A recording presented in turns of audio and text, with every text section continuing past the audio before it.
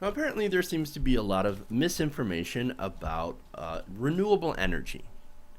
Now, a great example of this comes from a recent U.S. town in North Carolina that rejected a new solar farm because of some ridiculous reasons. Now, let me go to members of the Woodland, North Carolina, the town of Woodland, now North Carolina.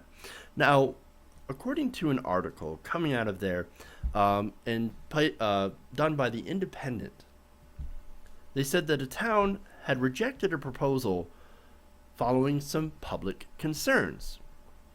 Now, the original plan was to allow a company called Strata Solar to build a solar farm off a nearby highway, off Highway 258. Now, during this town council meeting, a local man named Bobby Mann said solar farms, and get this, solar farms would suck up all the energy from the sun, and businesses would not come to Woodland. Apparently, because they would have no sun left. This is not the worst. Jane Mann, who, by the way, is a retired science teacher, said that she was concerned that the panels would prevent plants in the area from photosynthesizing, stopping them from growing. Wow. Wow. That's really interesting. She said that she had seen plant areas near the solar panels where the plants were brown and dead because they didn't get enough sunlight. Because obviously the solar panels were sucking up all the sunlight, therefore no plants can grow. Barren wasteland. You realize that's not some, thing where the solar panels are sucking up all the sun. No, it's actually just called shade. If you build a structure, it doesn't matter if it's a solar panel that's used to collect energy or not. If you put shade on something all the time, then they're not going to get sunlight. It's not stealing the energy of the sun. It's just blocking it. It's called shade. If you put stuff over plants, the stuff under them doesn't get that much sun. So because of those reasons, they want to ignore the obvious benefits of solar energy to save some, to save some grass, a couple of weeds maybe. Wow. Yeah. Hey, you know what also isn't good for plants? Pollution. I'm just saying. Now, she also questioned the high number of cancer deaths in the area, saying that no one could tell her that solar panels didn't cause cancer. I'm pretty sure someone already had.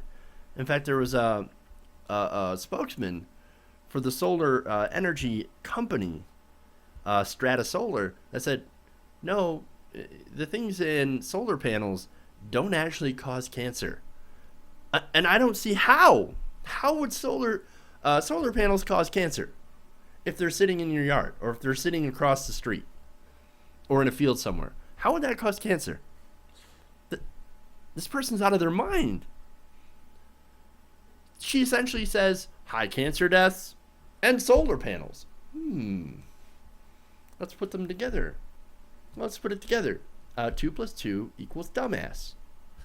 I'm just saying. This was a former science teacher. I feel so bad for her students.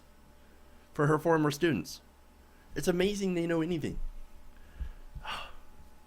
Now, Bobby Mann, back to him, said he watched communities dry up when I-95 came along and warned that they would happen to Woodland because of the solar farms. He said, you're killing the town. All the young people are going to move out. Because of the solar panels? He also echoed the idea that the solar farms would suck up all the energy from the sun and businesses would no longer come to Woodland. So, yeah, there's some crazy there. Now, there's actually some other concerns that were brought up as well. Legitimate concerns, I would say. Now, Mary Hobbs had been living in Woodland for 50 years. And she says she has watched it slowly become a ghost town with no job opportunities. Now, once again, I've got to ask, how's that the result of the solar panels? That's a legitimate concern, but what does it have to do with the solar panels? Are the solar panels, what jobs are these solar panels shutting out of the town? Are the panels sucking up the jobs as well as all the sunlight? Is that what's going on? These solar panels are coming in, they're stealing our sunlight and our jobs. Dark-a-dur. Solar panels are apparently the new immigrants. Look, to be fair, it sounds like this town is going through some pretty tough economic times. And I get it. And it seems like they want someone or something to blame. So, looks to me, blaming the solar panels, they're reaching. They really are reaching. Now, Mary Hobbs, going back to her, now she said that her home is surrounded by solar farms.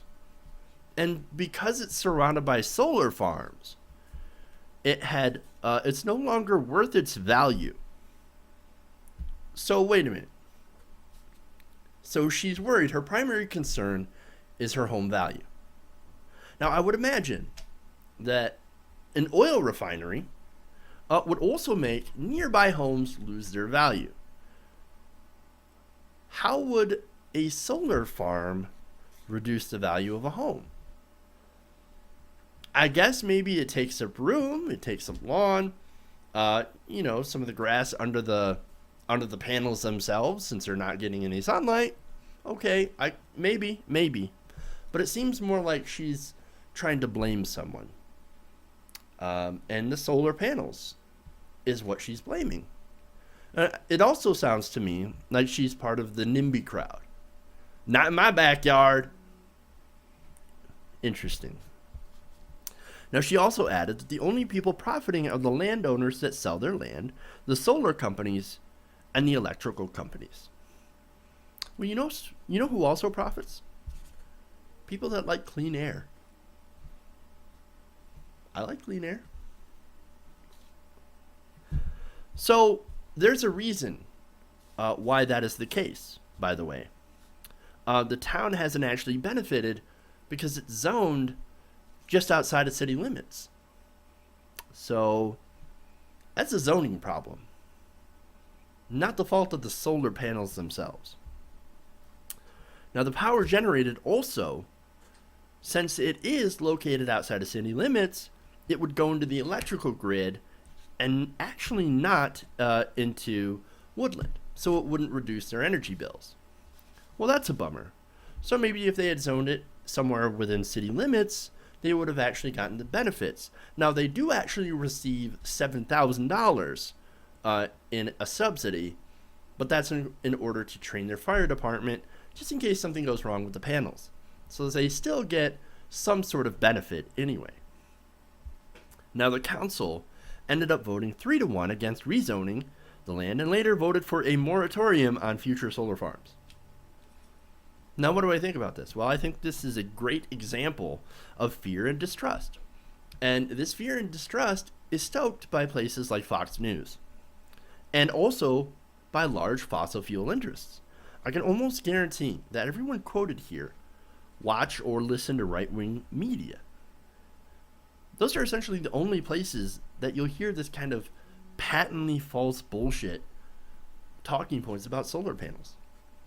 There's nothing here that you can directly attribute to the solar panels. I mean, maybe you could stretch it out to say, well, it reduced property values. Okay, I get it. Yeah, sure. They're a little bit of an eyesore, I guess. But cancer? Making the young people move out of town? You're depressing jobs. How? This has nothing to do with jobs. This doesn't prevent any corporation from moving into the area. It's ridiculous. It's a stretch. Now, there is actually one environmental impact that's pretty important when it comes to solar panels. And this is an actual fact, and it's because of the impact is from the rare earth elements used in the construction of solar panels. These rare earth elements are mined from China, and often at a significant environmental toll for the places in China where they mine these from. Now, as I said, we also have to pay more to get those from China, since they have the biggest supply of rare earth elements in the entire world, right? They have more than the entire world. They've got the biggest stockpile. So we have to deal with them. Now, I think what we should do is invest in more research and development to try to build solar panels that are efficient without having to use those rare earth elements. It's not a perfect technology. And that's sort of the whole point. It may not be a perfect technology, but it doesn't cause cancer, and it's not depressing jobs, and it certainly won't suck up all the energy from the sun. All that stuff is ridiculous, it's patently false, it's wrong. And people should be made aware of the actual facts before they vote against their own interests and allowing renewable energy to be placed within their limits.